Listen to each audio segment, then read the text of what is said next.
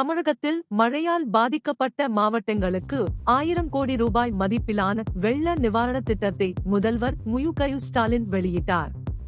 நிவாரண நடவடிக்கைகளில் வீட்டு வசதிகள், MSME-களுக்கான நிதி உதவி, மைக்ரோ, சிறு மற்றும் நடுத்தர தொழில்கள் மற்றும் சுய உதவி குழுக்களுக்கு SHGs ஆதரவு ஆகியவை அடங்கும். திருநெல்வேலி, தூத்துக்குடி மாவட்டங்களில் பகுதியளவு சேதமடைந்த வீடுகளை சீரமைக்கவும், முழுமையாக சேதமடைந்த வீடுகளை புனரமைக்கவும் செயல் தலைவர் ஸ்டாலின் உத்தரவிட்டுள்ளார்.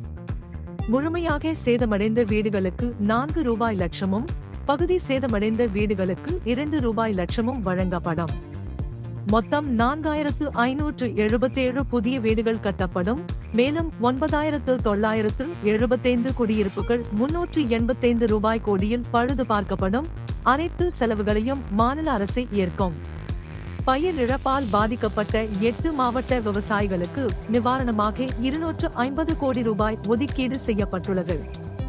இந்த விவசாயிகள் பயிர்க்கடன் மற்றும் விவசாய உபகரணங்களை வாங்குவதற்கான நிதி உதவி பெறுவதில் முன்னுரிமை பெறுவார்கள். மேலும் தூத்துக்குடி மற்றும் திருநெல்வேலி மாவட்டங்களில் வெள்ளத்தால் பாதிக்கப்பட்ட நிலங்களில் உள்ள வண்டல் மண்ணை அகற்றும் பணியை வேளாண் பொறியியல் பிரிவின் மூலம் நிலம் சாகுபடிக்கு மாற்றும் பணி மேற்கொள்ளப்படும். கனமழையால் நஷ்டம் அடைந்த சென்னை, தூத்துக்குடி, திருநெல்வேலி மாவட்டங்களில் உள்ள சிறு வியாபாரிகள் மற்றும் வியாபாரிகளுக்கு சிறப்பு கடன் வழங்கப்படும். இத்திட்டம் 4% வட்டி விகிதத்தில் 10,000 ரூபாய் கடன்களையும், 6% வட்டி விகிதத்தில் ரூபாய் 1 லட்சம் வரையிலும் கடன் வழங்குகிறது. இதற்கான நிதி உதவிக்கான வழிகாட்டுதல்கள் விரைவில் வெளியிடப்படும். பல மாவட்டங்களில் வெள்ளத்தால் பாதிக்கப்பட்ட MSME-கள் தொழில்துறை அலகுகளை புதுப்பிக்க செயல்பாட்டு மூலதனத்திற்கு நிதி உதவி பெறும். தமிழ்நாடு தொழில் முதலீட்டுக் கழகம் TIC வெள்ள நிவாரண கடன் திட்டத்தை தொடங்கும். இது 1 வருடத்திற்கு 6% சிறப்பு சலுகை வட்டி விகிதத்தில் களுக்கு 100 கோடி ரூபாய் வழங்கும். 3300 பயன்பெறும். 3 மாத கால அவகாசத்துடன் கடனை 18 மாதங்களில் திருப்பிச் செலுத்தலாம். குறிப்பிட்ட மாவட்டங்களில் உள்ள பெண் சுய உதவி குழுக்களுக்கு 350 கோடி ரூபாய் கடன் வழங்கப்படும்.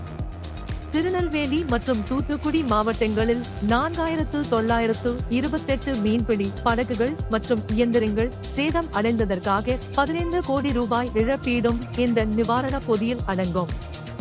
இதர இழப்பீடுகளில் கால்நடைகள், கோழி வளர்ப்பு, ஒப்பள தொழிலாளர்களின் வாழ்வாதார உதவி, வெள்ளத்தால் பாதிக்கப்பட்டவர்களுக்கு புதிய சான்றிதழ்கள், பாடப்புத்தகங்கள், குடும்ப ரேஷன் கார்டுகள் போன்றவை வழங்கப்படுகின்றன.